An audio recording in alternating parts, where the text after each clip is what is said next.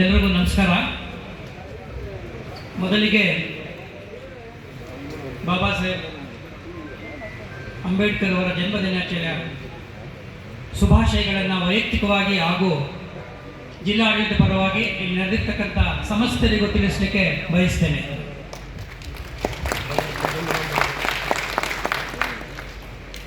ಬಾಬಾ ಸಾಹೇಬರ ಜನ್ಮ ದಿನಾಚರಣೆಯ ಅಂಗವಾಗಿ ಕೋಲಾರ ಜಿಲ್ಲೆಯಲ್ಲಿ ಅತ್ಯಂತ ಅಭೂತಪೂರ್ವವಾದಂಥ ಮೆರವಣಿಗೆ ಚಾಲನೆ ಮತ್ತು ಪುಷ್ಪಾರ್ಚನೆ ಹಾಗೂ ಈ ಸಂಜೆ ಹೊತ್ತಿನಲ್ಲಿ ನಡೀತಾ ಇರುವಂಥ ಈ ವೇದಿಕೆ ಕಾರ್ಯಕ್ರಮದಲ್ಲಿ ಭಾಗವಹಿಸ್ತಾ ಇರತಕ್ಕಂಥ ಪ್ರತಿಯೊಬ್ಬರಿಗೂ ಹೃತ್ಪೂರ್ವಕವಾದಂಥ ಸ್ವಾಗತವನ್ನು ಬಯಸ್ತಾ, ಪ್ರಾಯಶಃ ಕರ್ನಾಟಕದ ಯಾವ ರಾಜ್ಯದಲ್ಲಿಯೂ ಕೂಡ ಈ ಮಟ್ಟಿಗೆ ಬಾಬಾ ಸಾಹೇಬರ ಅರ್ಥಪೂರ್ಣ ಆಚರಣೆಯನ್ನು ಆಚರಿಸಿದಂಥ ಜಿಲ್ಲೆಗಳು ಬಹಳ ವಿರಳ ಅಂತ ಹೇಳಲಿಕ್ಕೆ ನಾನು ಬಯಸ್ತೇನೆ.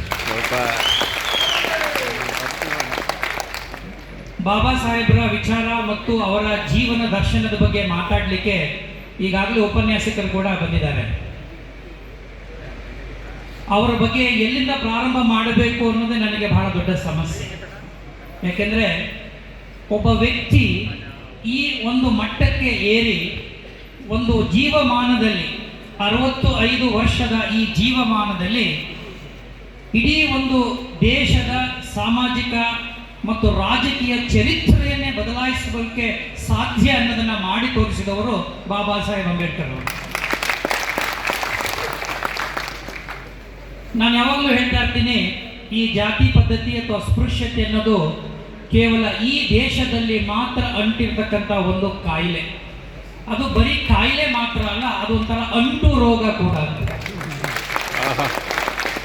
ಎಷ್ಟು ಮಟ್ಟಿಗೆ ಅದು ಅಂಟು ರೋಗವಿದೆ ಅಂತಂದ್ರೆ, ನಮಗೆ ಸ್ವಾತಂತ್ರ್ಯ ಬಂದು 75 ವರ್ಷವಾದರೂ ಸಹ ಭೌತಿಕವಾಗಿ ನಮ್ಮಲ್ಲಿರ್ತಕ್ಕಂಥ ಈ ಜಾತಿಯ ವ್ಯವಸ್ಥೆಯನ್ನ ಮತ್ತು ಅಸ್ಪೃಶ್ಯತೆಯನ್ನ ಸಂವಿಧಾನದಲ್ಲಿ ನಾವು ಅದನ್ನು ಸಂಪೂರ್ಣವಾಗಿ ನಿರ್ಮೂಲನೆ ಮಾಡಿದ್ರೂ ಜನರ ಅಂದರೆ ಇನ್ನು ಬಹುತೇಕ ಜನರ ಮನಸ್ಸಲ್ಲಿ ಇನ್ನೂ ಕೂಡ ಆ ಜಾತಿಯ ಮನಸ್ಸು ಸಕ್ರಿಯವಾಗಿರೋದನ್ನು ನಾವು ಇಲ್ಲಿ ಕಾಣ್ತಾ ಇದ್ದೇವೆ. ಆ ಜಾತಿಯ ಮನಸ್ಸು ಸಕ್ರಿಯವಾಗಿರುವ ಹಿನ್ನೆಲೆಯಲ್ಲೇ ಶೋಷಿತ ವರ್ಗದವರು, ವಿಶೇಷವಾಗಿ ಅಪಮಾನಿತರು ಮತ್ತು ನಿಂದನೆಗೆ ಒಳಗಾದವರು ಇಂದೂ ಕೂಡ ಬಹಳ ಎಚ್ಚರಿಕೆಯಿಂದ ಹೆಜ್ಜೆಗಳನ್ನು ಇಡಬೇಕಾದಂಥ ಅನಿವಾರ್ಯತೆ ಇದೆ ಅಂತ ನನಗಾದರೂ ಅನ್ನಿಸ್ತಾ ಇದೆ. ಬಾಬಾ ಸಾಹೇಬರ ಜೀವನ ವಿಚಾರದಲ್ಲಿ ಎಲ್ಲರೂ ಹೇಳ್ತೀವಿ ನಾವು, ವಿಶ್ವ ಕಂಡಂಥ ಅತ್ಯಂತ ಶ್ರೇಷ್ಠ ಜ್ಞಾನಿ, ಎರಡು ಮಾತೇ ಇಲ್ಲ. ಪ್ರಾಯಶಃ ಇನ್ನೊಂದು ಹೆಜ್ಜೆ ಮುಂದಕ್ಕೆ ಹೋಗಿ ನೀವು ಮಾತಾಡೋದಾದ್ರೆ, ಒಂದೊಂದು ಯುಗಕ್ಕೆ ಒಬ್ಬೊಬ್ಬರು ಮಾತ್ರ ಯುಗ ಪುರುಷರು ಬರಲಿಕ್ಕೆ ಸಾಧ್ಯ. ಕೇವಲ ದಲಿತರಿಗೆ ಮಾತ್ರವಲ್ಲ, ಹಿಂದುಳಿದವರಿಗೆ ಮಾತ್ರವಲ್ಲ, ಮಹಿಳೆಯರಿಗೆ ಮಾತ್ರವಲ್ಲ, ಕಾರ್ಮಿಕರಿಗೆ ಮಾತ್ರವಲ್ಲ, ಜಗತ್ತಿನಲ್ಲಿ ಈ ದೇಶದಲ್ಲಿ ನೋವನ್ನ ಅನುಭವಿಸ್ತಕ್ಕಂಥ, ನಿಂದನೆ ಅನುಭವಿಸ್ತಕ್ಕಂಥ ಎಲ್ಲರ ಪರವಾಗಿ ಧ್ವನಿ ಎತ್ತಿ ಆ ಮೂಲಕವಾಗಿ ಯುಗ ಪುರುಷರಾಗಿ ಮಾರ್ಪಾಡದಂಥ ವ್ಯಕ್ತಿ ಯಾರಾದರೂ ಇದ್ದರೆ ಆಧುನಿಕ ಭಾರತದಲ್ಲಿ ಅದು ಬಾಬಾ ಸಾಹೇಬ್ ಡಾಕ್ಟರ್ ಅಂಬೇಡ್ಕರ್.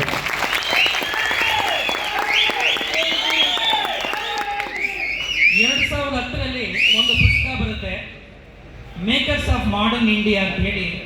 2010ರ ಸಮಯದಲ್ಲಿ ನಾನು ಓದಿದ ನೆನಪು. ಪ್ರಖ್ಯಾತ ಇತಿಹಾಸಕಾರರಾದಂಥ ರಾಮಚಂದ್ರ ಗುಹಾ ಅವರು ಅದನ್ನು ಬರೀತಾರೆ.